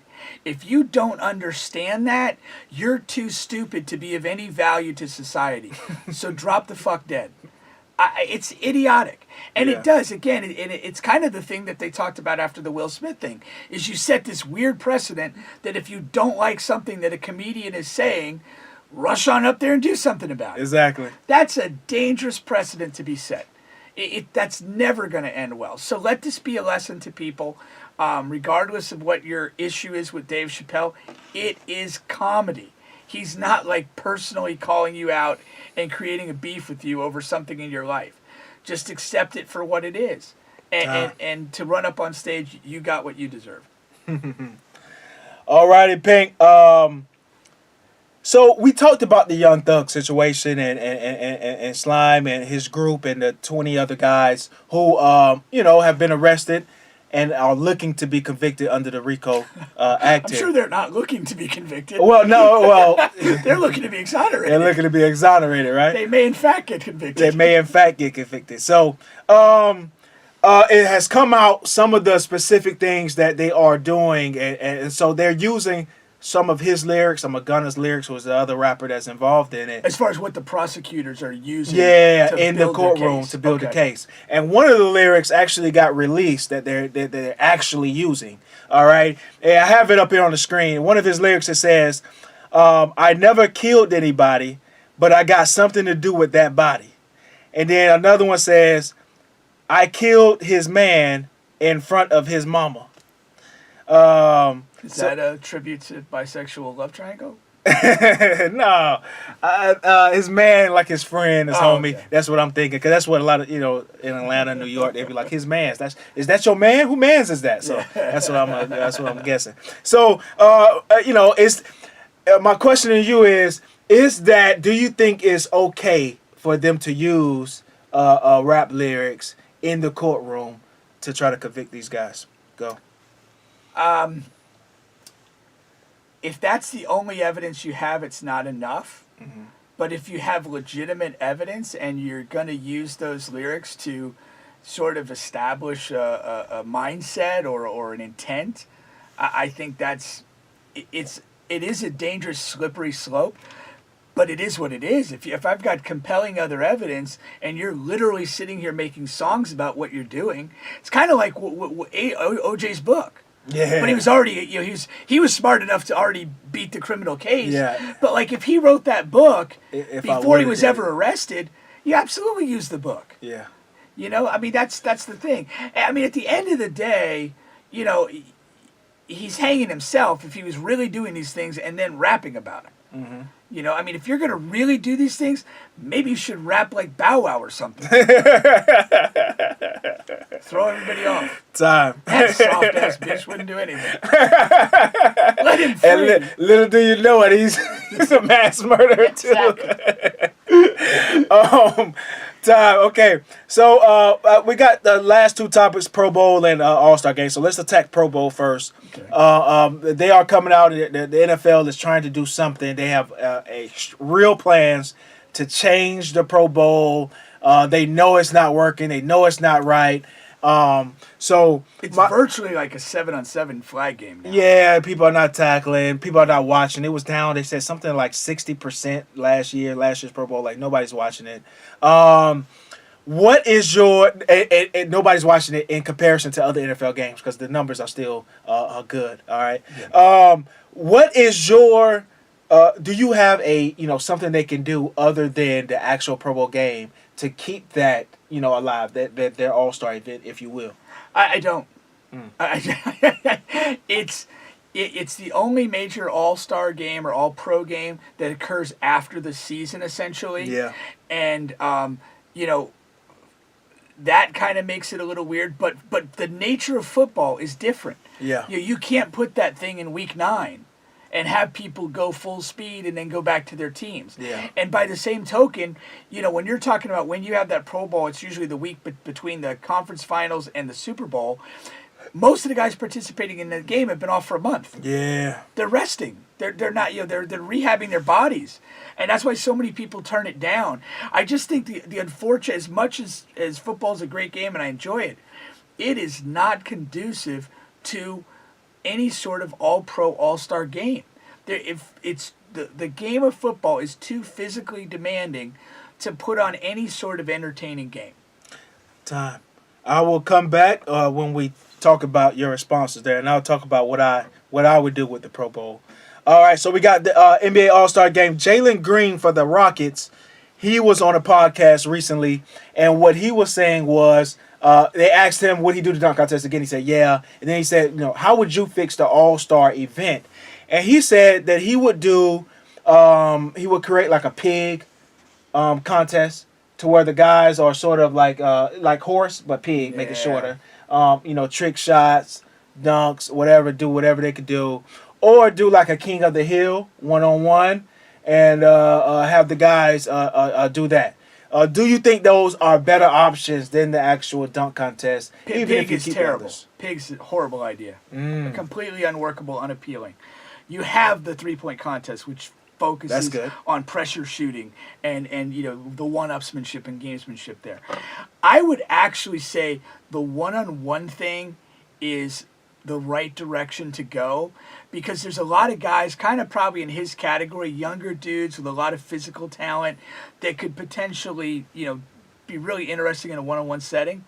And honestly, what I would do is, and the other thing you got to realize is how many viral videos are there of these like hooper guys playing one-on-one versus people in a park, or even if they're playing in a 5-on-5 game, it's fucking ISO City, and they get viral views over watching some guy with a crossover drop somebody or do some stupid shot and hit it. I personally hate them, but there's a market for that, and I think if you got some got the right names involved in that and played it out one-on-one, I would literally let the other players, part of All-Star festivities be on the court like that, not in the way, but how all these viral videos, you got dudes literally within 10 feet of the action. I would do it that way and have somebody like Rucker Park style with a mic and just talking. Do it like that. It'd be fun. That would be like a bring it to the streets type of vibe. Get our boy Will Lee out there on the mic. Yeah, man. Will's a good mic man. So he's onto something like that. That would probably be more entertaining than a pure dunk contest. Yeah. The dunk contest kind of got revived with Zach and Aaron Gordon. Yeah. To me, it was a pretty dead event, but those two guys did some incredible shit. And nobody else has lived up to that. I hate the prop dunks. Like these dunks that guys are doing where they come in some sort of outfit and they take freaking 5 minutes to undress and do the dunk and still miss it. It's miserable to watch. Yeah. But a guy comes out and just does a crazy athletic feat. That's still appealing, but that's not where the dunk contest is right now. No. But one-on-one, like Rucker Park style, that would be a good vibe. It's something to that. It's something to that. All right, and last but not least, we have the fuck, marry, kill, fuck, marry, cut, whatever you choose there to save people out there in the world. All right, so today we have Taylor Swift, Beyonce, and Rihanna. Three all great singers there, man. You're putting Taylor Swift in a great singing category? I'm putting her in a coffin. She's killed. Wow, that's tough. I've never met any of these people, but I have this weird thing that Rihanna's kind of probably a weird chick. So I'd rather just fuck her. Maybe she's into some cool stuff. And I could keep myself kinky or whatever whatever the overkick.com slogan is. Are you staying kinky? Hell yeah, with Rihanna. Drop the mic and leave. Drop the vibrator and leave. And I guess I'd marry Beyonce. There's financial benefits to that. There's financial benefits to all three of these women here, man. But Beyonce is the biggest financial thing there. But yeah, man, that's solid. That's solid. I would marry Rihanna over Beyonce. Yeah, Okay. yeah, I would do that. You passing the great singer Taylor Swift? She's not half bad though, man. She's As not a half singer, bad. or- You know. You know what ruined it for me? Like, I mean, it already ruined it, like, from birth, but one time I saw her, like, on YouTube, and she was, like, doing a live performance, and she was kind of dancing. Yeah. And she's, like, really, like, long and gangly and can't Yeah. dance. And I was like, that's just a bad, toxic combination. Yeah, it's not a lot of. I'll tell you what, though, I've come across some women who couldn't dance at all, but you know they were pretty good in the sack. So that's not a direct correlation to that. No, but, like, if you're going to, like, marry her and, like, she's around Yeah, the house, yeah, like, yeah, dancing, yeah, it's yeah, like, yeah. You know, hey, babe, I can you just- stop? yeah, I'm yeah. trying to watch the game. Your sore eyes. You know what's bad, though, is, like, if somebody's, like, dancing and they think in their mind they're being, like, sexually provocative, Yeah. but they're just being unathletic and weird. Yeah. my favorite show of all time, man, Seinfeld. That was the running joke for Elaine Bennis. Okay. She would dance and think she was being provocative, sexually provocative, and dancing great, and everyone around would just be laughing and yeah. Shout out to Seinfeld, man. Oh, Chris corrected us. Rihanna's the richest, so I would have lost out there. Oh, wow. I would have left some money on the table, as they said. I did not know that, man. NFL Pro Bowl. What I would do is add events like the NBA All-Star Game has, and just run the events Don't instead they do of the that, game. though? I thought They're not expanded that. they're not highlighted. Like the Oh, I game got is highlighted. Yeah. So you know how like the NBA All-Star Weekend, It's a both weekend. are highlighted the same. The game is just as promoted and highlighted as those events. Yeah. And some events, some people like the events better than the game. So I would do like fastest man competition. They used to do that way back in the day. That's probably the most intriguing thing Yeah. of the NFL would be the fastest man thing. But you got one more. Who can throw it the farthest? Mahomes and the But guy. wait a minute, didn't they do something where, like, Micah Parsons won, but Tyreek Hill wasn't really running? Yeah. Like, that's stupid. Like, yeah. No. Maybe. I want DK, Tyreek Yeah. in tracksuits, Yeah. on a track, Yeah. like, doing it. Doing it. Like, I don't want him running on grass and long pants and slides. and shades on. Yeah, that ain't it. You know, and if Yeah, somebody- man. And if somebody wants that smoke, get in there. That's right. And I think they could do that, and I think that would be awesome. Oh, that'd be fantastic. That would really be good. All right, man. That was Pink's reaction. I want to give a quick shout out here to our second sponsor, man, Royal13thebrand.com. They have all of your flyest gear out, man, latest gear, and you can go there and get it. Use promo code Bubba Pink, and you can be fly for cheaper. Not cheap, but cheaper. All right, it's a name brand. Royal 13 got some fly stuff, man. Go get it, grab it, and have a fly summer. And wear it. Are those shorts there in the lower left? Yeah, man. He got some shorts. He got pants. He got all type of stuff, man. I don't think I could pull that off with the roses. I think he could, man. Me? Yeah, he Why got don't some you get it pink. for me, he man? got some pink For roses my too. birthday. I'll wear it and take a picture. I think our viewers would love it. I know, right? They're thinking about letting Kaepernick back in the league, man. I'm thinking about it.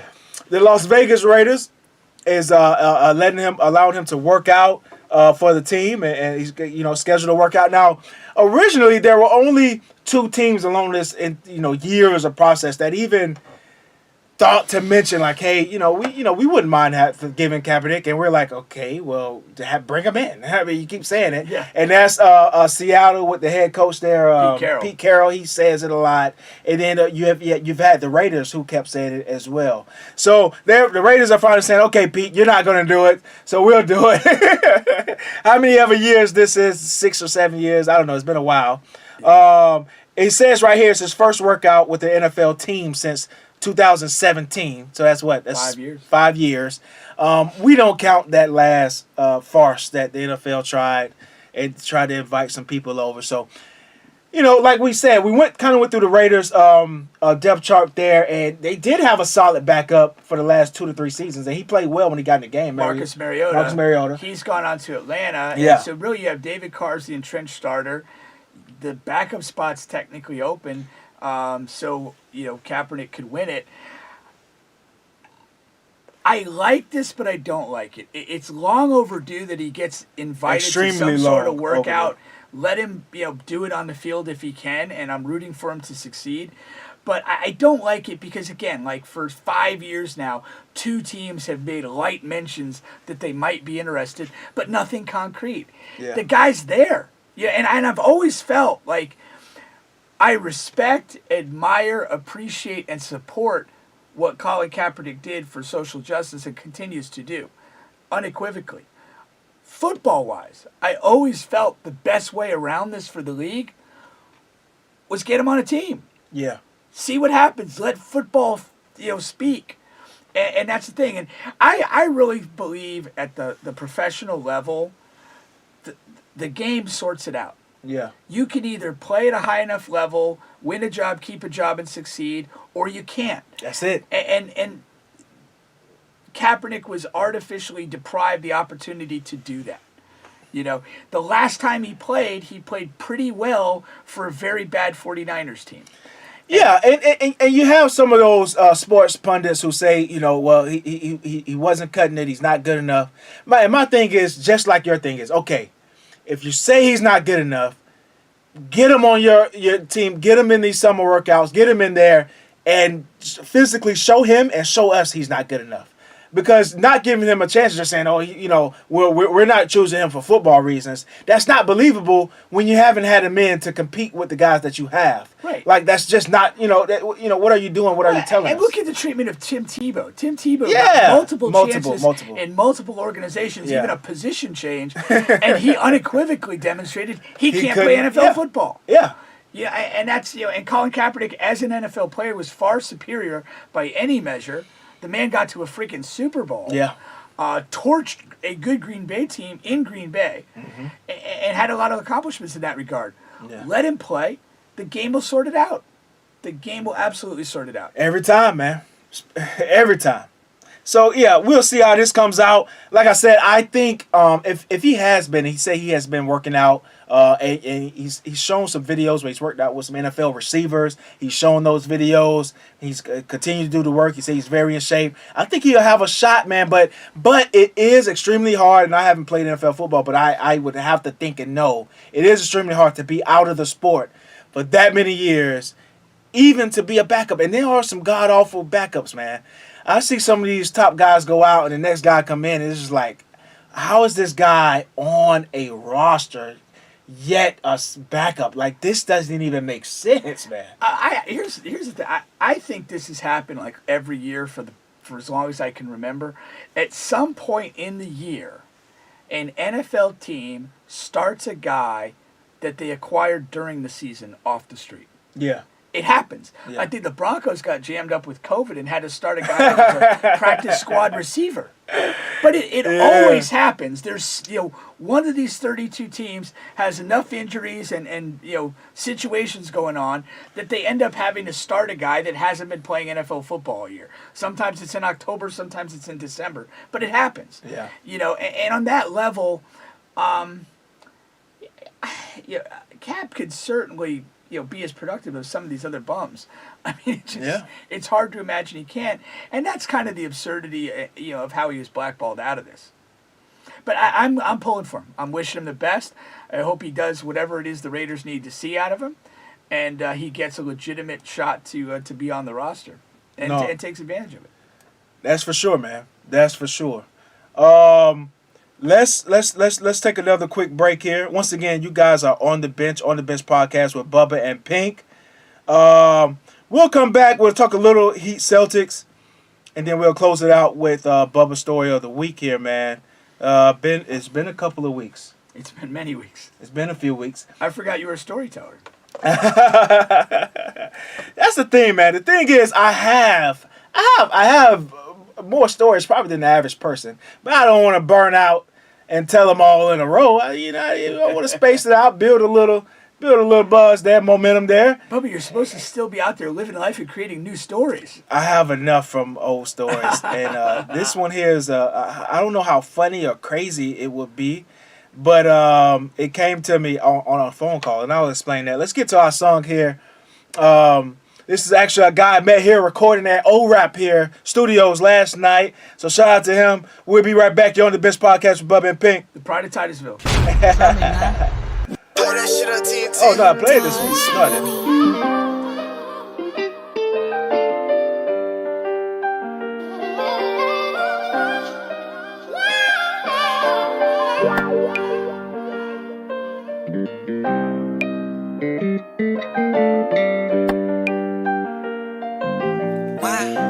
Why I gotta be this way? I ain't never asked for this shit. Hurt and confused, I attach the beam on the back of the stick. I'm back with the shit's lost, and it's hard to come back to my sin. My back against the wall, fell face flat to repent the part.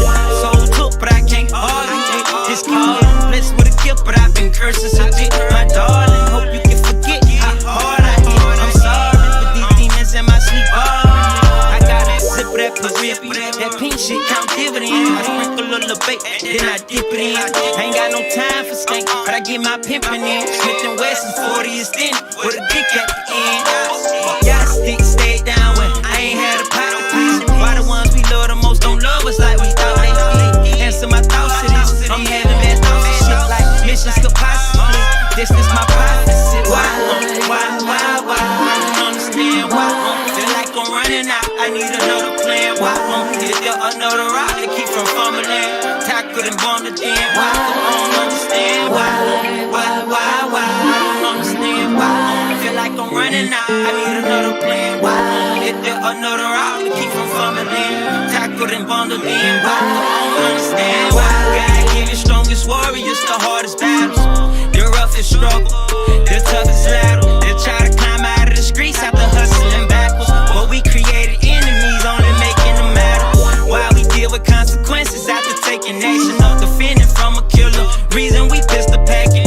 Why we deal with judge sentences without them asking. The reason for that pistol, why we don't believe in lacking. Why? I need some answers I don't understand. I'd rather get caught with my hammer than go under land. Why? I need some answers I don't understand. I'd rather get caught with my hammer than go under land. Why? I don't understand. Why? Feel like I'm running out. I need another plan. Why? Is there another rock to keep from fumbling? Tackled and bonded in. Why? I don't understand. Why? I don't understand. Why? Feel like I'm running out. I need another plan. Why? Is there another rock to keep from fumbling? Tackled and bonded in. Why? I don't understand. Why?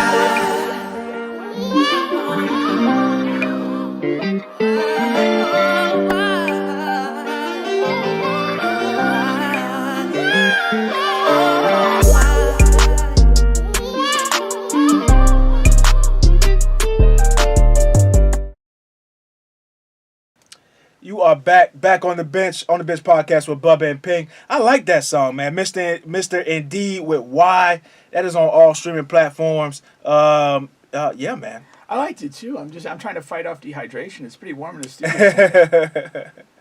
I should have brought my Gatorade Zero. Yeah, man. We're accepting advertising dollars. This may be a game that may end up being a close game. Boston and the Heat. The Heat are up 42-37 at halftime. Okay. So not a lot to talk about there because we don't know how it's going to end. Low scoring. Yeah, man. For sure. Low scoring. Bit of a tractor pull in Miami. Two unlikely heroes leading both teams in scoring. Al Horford leading the Celtics in scoring. Gabe Vincent. And Bam Adebayo. I guess not as much. Nah, that's not. Tatum having one of those games, man. Tatum is 1 for 9 right now. I guess you have to label him a superstar, but man, is he the most inconsistent superstar maybe of all time. Yeah, there's a feast. Do you have to label him a superstar? He's like he's there. Like this playoffs, starting with the Brooklyn series, kind of definitely pushed his, stature up a notch. And so he's in that discussion. First team All NBA doesn't hurt either. Yeah. He's really there. But like you, there's a crazy feast or famine quality to Tatum's performance. And it's either he's really good or he's really bad. I mean, it's not a lot of variance in that. I just don't know a lot of guys like that. A lot of younger guys, they come in the league like that. The first year, second year guys, they're kind of, really hot and cold like that. Even Anthony Simons have had some games where he's been really good. Some really bad games. And that's just how it goes for those guys. But Tatum's, he's a veteran. Yeah. He's got a lot of playoff experience. Like, he should not be that hot and cold. No, not in that many games. Like, if it was just this game, okay, whatever. But he's literally had one or two of these per series. In every series. Yeah. So, yeah. All right, so it is time for Bubba's Story of the Week here, man. If you're checking us out on social media, all you got to do is type in On the Bench Podcast. Now we have that loaded in there to where you can see some of the stories. You can also go to the YouTube page and see some of the stories that we have up there, man. We got some good stories. It's on the playlist, On the Bench Podcast. YouTube it. Look up the playlist. Story Time with Bubba. There's a couple gems in there, man. You'll laugh, you'll cry, you'll run the emotional gamut. But you're taking a very K-Dot approach to this. You let it sit man. for a while. Let it sit for a while and come back, man. All right, let's hope you meet the expectations he did. So I got a phone call. And it was Nella Beers, a homegirl. Nella. She does a lot of baking. Shout out to Nella. We'll do a promo commercial for her next week. What does she bake? She bakes everything, man. Really? And she's an awesome baker. All right. Weed brownies? She bakes everything, man, and she's an awesome baker. And then she's on the phone, and she says, and she's on the phone, she's talking in the background, and she's like, "You sure you're talking about Bubba? You sure?" And it's like, "Yeah, I don't know his name to be Bubba, but I'm sure that's him. You show me the picture." And she's like, "Hello." I'm like, "Hello." I'm like, "What are you talking about?" And she's like, "Man, I got this person on the phone saying that you were a cheerleader. You were a cheerleader on the team." I say, "Man, what? Who do you have over there?" So, yeah, this is the story about when Bubba was a college cheerleader. You were? I thought you were going to call BS. It's not BS, man. All right. So yeah, man. It's one of my more embarrassing stories, but not really. So, I'm at Bethune-Cookman. Shout out to BCU. HBCU's in the house. And we're staying in Bronson Hall. Now, the thing about it is, I got to say how I got to say it and not really. There's a lot of diversity in Bronson Hall. It's an all-males dorm, but there's a lot of diversity. There's a lot, some gay guys. And some of the guys that are gay, they're flamboyant with it, that are in this dorm. We find out that one of the guys, and it's cool, he's a cool guy, but he's on the cheerleading team, right? One of my roommates, one of my roommates and his homie, they grow a bond, not a bond, but they end up knowing this guy, all right? And it's cool. We all in the same dorm. We cool. We having fun. We playing cards. We whatever. And then what we learn is, because some of us who are coming to college, right? Some of us who come to college, and we're coming from backgrounds that we don't associate and talk with, people from the LGBT community. So we are, that's just how it is. That's how we were raised. That's how we were brought up. Breaking new ground.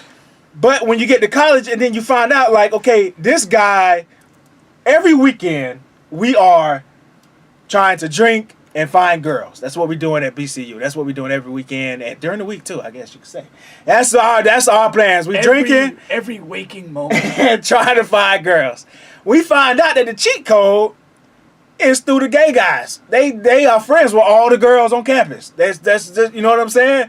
Oh, you talking about that girl? Oh, that girl easy, man. She fucking everybody. Like, for real? Yeah, just holler at her, man. She da-da-da. And we found that was a cheat code. So now we all getting cool. Go ahead. Everybody know he's gay. I said Mario. Shout out to Mario. He's a cool dude, man. So we rocking right there, and he's on the cheerleading team. Now, BCU is a private college. It costs a lot to go there. All right. So if you don't have a scholarship, you're paying a lot. At the time, I decided to do a Wildcat, which I told a story about Wildcat and about the crazy roommate I had that was on drugs and he was crazy writing the death letters and stuff like that. You remember that I told that on the radio? Yeah. So during this time, I'm Wildcatting, which means I'm not actually for this semester. I'm not actually in the dorm room. I'm trying to save money, and I'm going to sleep in my homeboys' rooms. Whoever has a vacancy in their room. Now, I need a scholarship for the next semester so I can stay in the dorm. Continue to further your education. We find out via Mario that they give out scholarships on this cheerleading team. All right. So I have two other homeboys who go out there first. Greg, I'm saying names. If I'm on cheerleading team, everybody on cheerleading team too. Got Greg goes out there, LT goes out there. Not sure who goes out there first, but they go out there before me. All right. They come back because they know I'm kind of interested, but I'm kind of like, man. And Greg gets a little more thing because he actually came to Bethune to play football. So you go from trying to be a Division I college football player to being a Division I cheerleader. That's a little hit to your ego, but they giving out scholarship money. They handed it out, you know. So they go out there. And they come back to me. They say, "Yo, man, it's cool. It's practice." They went to a couple of practices. The cheerleading coach say, "Come out, check us out and just see how you like it." So they go out there. They like it, And you got the girls. It's just some fine cheerleaders, and they're really friendly. That's what they telling me. Like, yo, you know what I'm saying? There's one that you would really like, man. You should come out there. They trying to get me out there, so they won't be the only two out there. So one day I finally go out there, and. So I'm out there. We out in the fucking open right next to Bronson Hall. We're in the yard right next to Bronson Hall. That's where they practice at. You got everybody walking by. Some people standing there at the gate watching. Wait, when you were considering this, did you know that's where they practiced? I did not know where they practiced you're right at that. But I'm right there. But I guess you never happened to see it's that. at a time. Yeah, I guess it's at a time where I'm just Where for a whole semester you never went. Yeah, because most of the action is at the CAF, which is on the other side of campus. Like I say, man, we trying to drink. If you're not in class, you trying to drink and find girls, all right? Okay. That's what we're doing. So we always on a mission to find girls, and that's just on the other side of the campus. But there is some traction that goes on this side where they practice at. You got the band over there, and the dorm rooms are mostly on this side. All right. So so they practicing. I'm out here. First day of practice, I'm out here, and so they give us all cheerleaders because our job as the men is to lift these girls up so they can do their stunts and stuff like that. Yeah. And so, at first, I don't know if I'm weak or not or whatever. Or they just give me the biggest girl. I don't know. Well, if they did give you the biggest girl, that would have been obvious. So it's probably that you're weak. But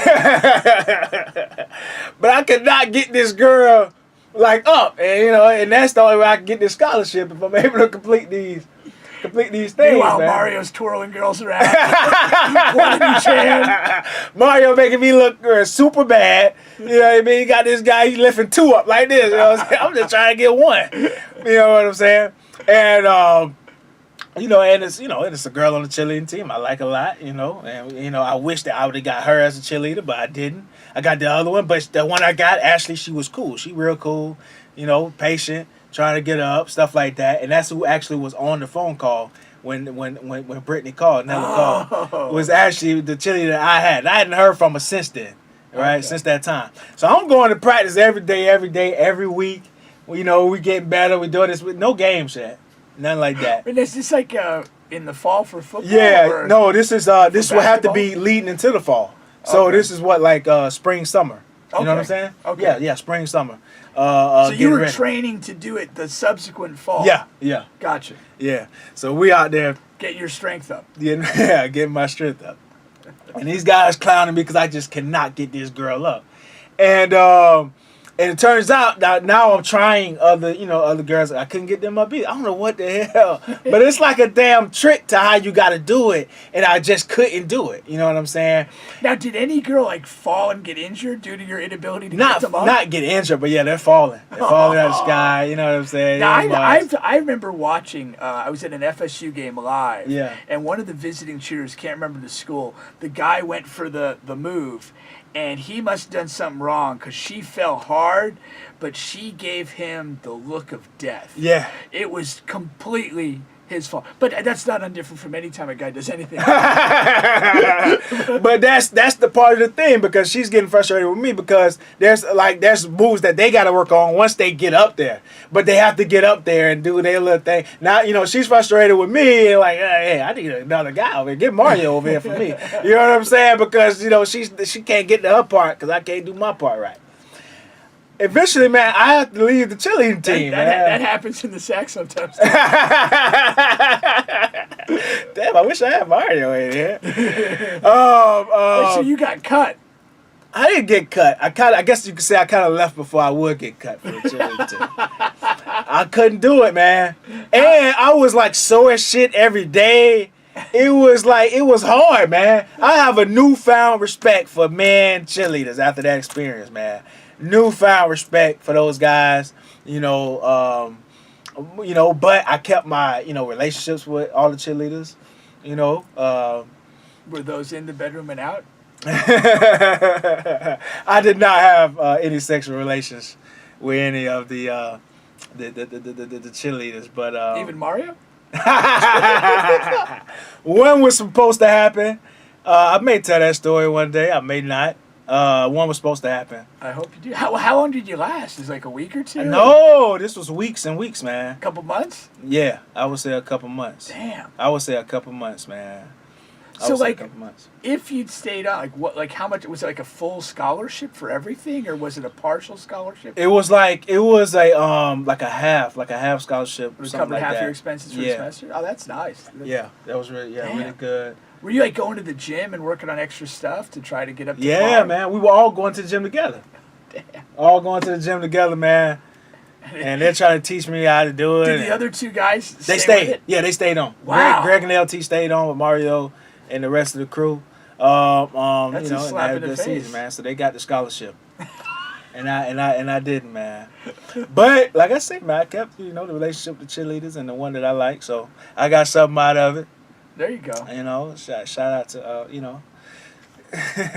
Did, like when you went to games and stuff, like, did you kind of just not make eye contact with the cheer team as they did? I was one of the students that didn't really go to the games. Okay. Not as a fan. Now, during I was like the editor in chief of the newspaper, all type of stuff. So when I did go, I was in press box, media press box, stuff like that. Actually writing and recording the game. So. Avoiding eye contact with the cheer squad. Wasn't any hard feelings, man. Wasn't any hard feelings. But yeah, that's a story of the week, man. I had no idea that you had that. And I was a college cheerleader for a while. Yeah. Yeah. There you go. Never made it to a game though. Oh, good stuff, Bubba. Yeah, man. You never cease to surprise with your life.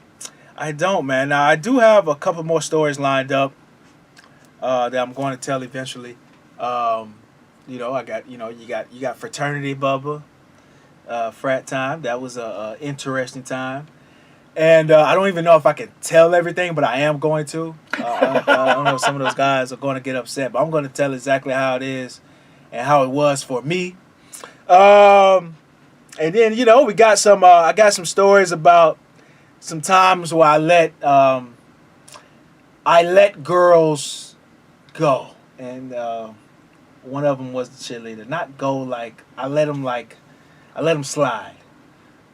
This wasn't like if you love them, let them go and see if they No, come this back. was I was supposed to smash them, and I let them go. And I'm gonna give Why you a would you reason. do I know that? that's a part of the story time. Damn. Part of the story time, man. Are you including Miss Trains on this? No. Okay, good. No. I am not, but I guess that would fit the bill, right? Yeah, hey, I mean, if you are a fan of the show, if you're following us, check out Instagram as well. Bubba's been posting some of our classic clips from the stories recently. Guaranteed laughter, unless you're, like, dead. or a humorless shithead. But that's pretty much it for today's show, man. Solid show. I enjoyed it. Yeah, Got man. me riled up with the Second Amendment chatter. Next week we have Coach Baruti coming in. Now, Coach Baruti is a relationship and life coach. He was I know him to be a basketball coach and trainer, and along with all of the relationships and life coaching topics that we're going to get to. I also want to talk about how I haven't even heard him talk about sports in years. Really? Since I was a child, he doesn't post anything about it.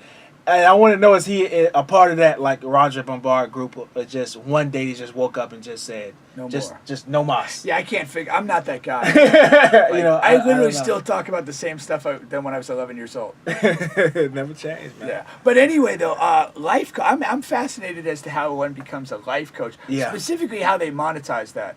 Oh yeah, And they make do, it a man. career. I guess it's almost like I want to ask them this, cause not in a disrespectful way, but is it almost like an unlicensed therapist? Yeah, it could be. It sounds like it. I give really good advice to people Yeah. all the time, but they don't nobody's pay you. paying me for Not it. even a lunch.